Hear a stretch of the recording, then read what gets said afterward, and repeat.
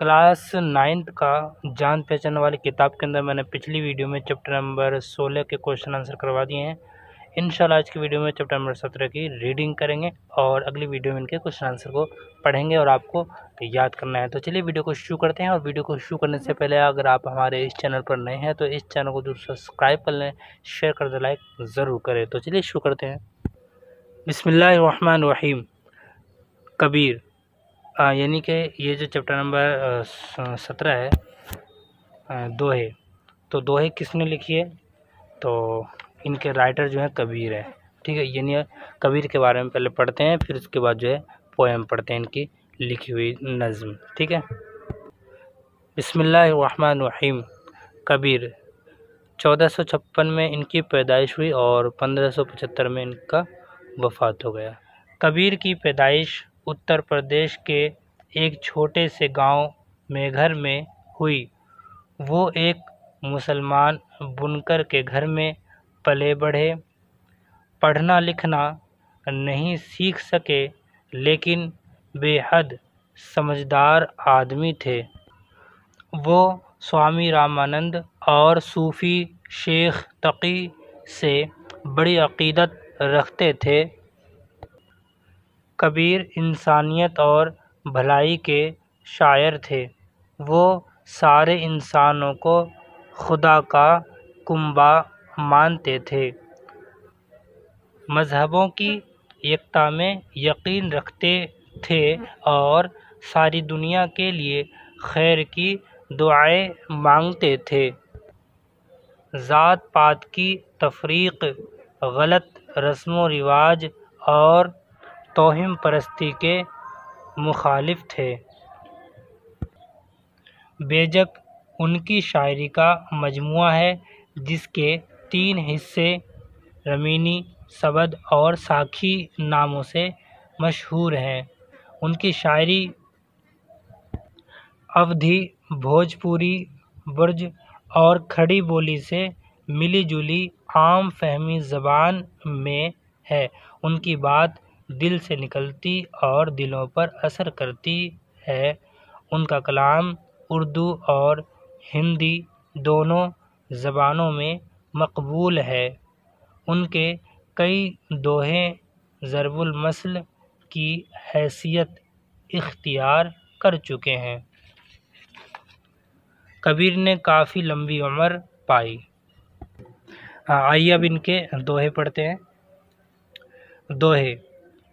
बड़ा हुआ तो क्या हुआ जैसे पेड़ खजूर, पंथी को छाया नहीं फल लागे अति दूर।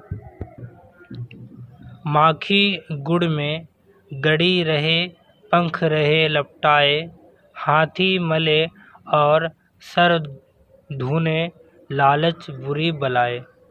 माटी कहे कुम्हार से तू क्या रोंदे मोहे, एक दिन ऐसा आएगा मैं रोंदूंगी तोहे।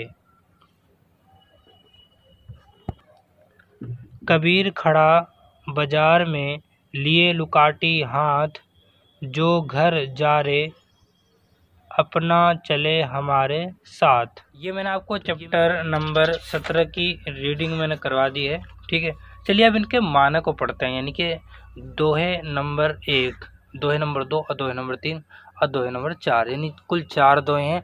चारों का मतलब पढ़ लेते हैं। पहले दोहे का मतलब, यानी पहले दोहा क्या कह रहा है? इसका मतलब यह है कि कबीर दास ने पहले दोहे में इंसान के अंदर बड़ेपन से आने वाले रवैये को दिखाते हैं।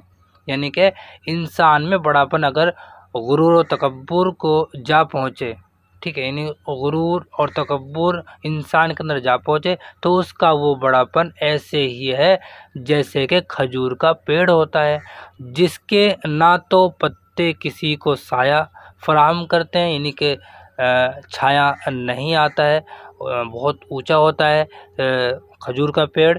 ठीक है, और फल भी आसानी से नहीं मिल पाता, बल्कि वो बहुत ऊपर और ऊंचा होता है, यानी कि ऊंचाई की वजह से उसका फल भी आसानी से नहीं मिलता है, बहुत ऊंची जगह लगा होता है। यानी सबसे ऊपर उनका फल, किनका? खजूर का फल। इसी तरह उस इंसान की बड़ाई भी किसी काम की नहीं जो दूसरों को फ़ायदा ना पहुंचा सके। ये तो आपको मैंने पहले दोहे का मतलब बता दिया।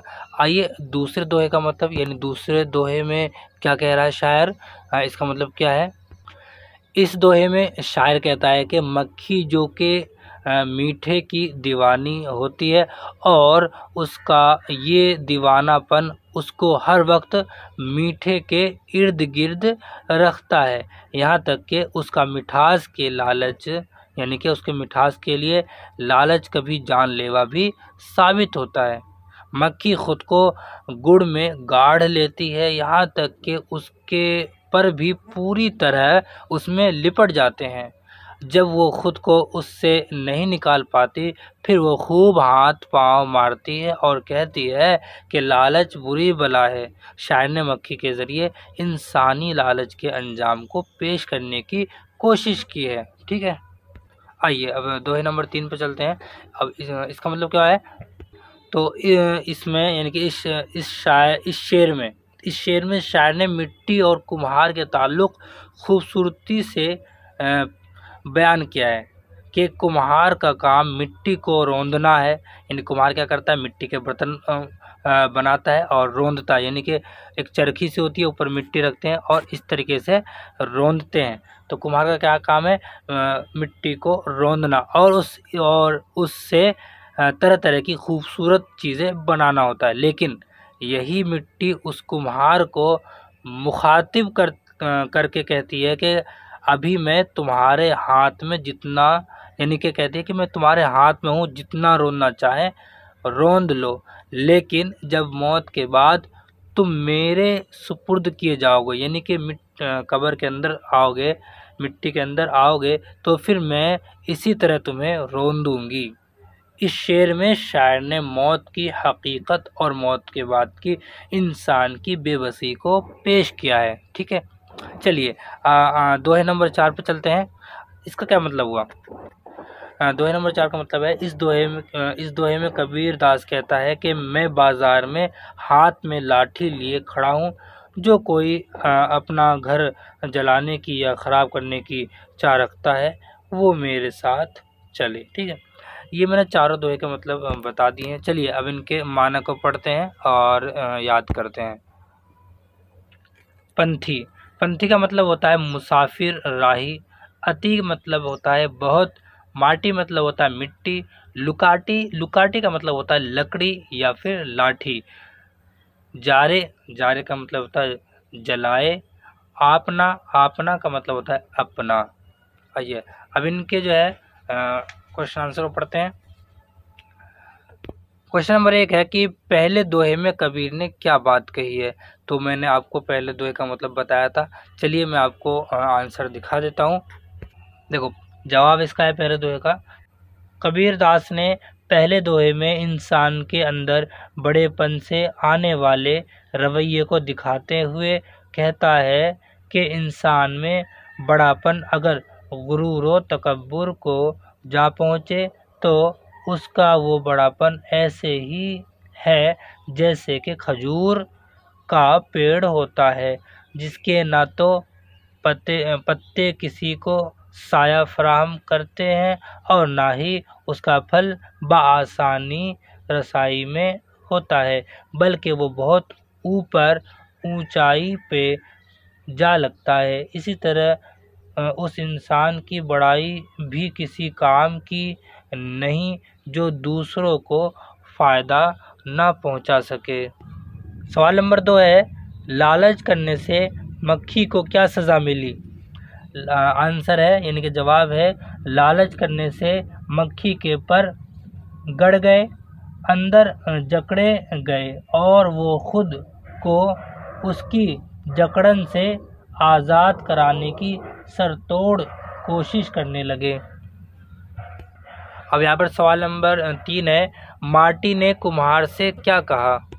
जवाब है, माटी ने कुम्हार से कहा कि आज मैं तुम्हारे हाथ में हूँ, मुझे जितना रौंदना चाहते हो रौंद लो, लेकिन कल जब तुम मौत के बाद मेरे सुपुर्द किए जाओगे तो इसी तरह मैं तुम्हें रोन दूंगी। और यहाँ पर सवाल नंबर 4 है, आखिरी दोहे में कबीर ने क्या मशवरा दिया? जवाब है इस दोहे में कबीर दास कहता है कि मैं बाजार में हाथ में लाठी लिए खड़ा हूँ, जो कोई अपना घर जलाने की या ख़राब करने की चाह रखता है वो मेरे साथ चले। ये मैंने आपको सारे सवाल करा दिए हैं, इनके जवाब भी करवा दिए। अब यहाँ पर नीचे लिखा हुआ है अमली काम। नए शायरों के दोहे तलाश करके पढ़िए और उन्हें याद करके अपनी कॉपी में लिखिए। ये आपका काम है। आप जो भी नए शायर हैं उनके दोहे लिखिए और कॉपी में यानी कॉपी में लिखकर याद करिए, ठीक है, और उनका मतलब भी लिखना है आपको। तो ये मैंने आपको चैप्टर नंबर 17 की रीडिंग भी करवा दी है और इनके क्वेश्चन आंसर भी आपको करवा दिए हैं, ठीक है। तो अगली वीडियो में चैप्टर नंबर 18 पढ़ेंगे, ठीक है। मिलते हैं अगली वीडियो में, तब तक के लिए अस्सलाम वालेकुम व रहमतुल्लाह।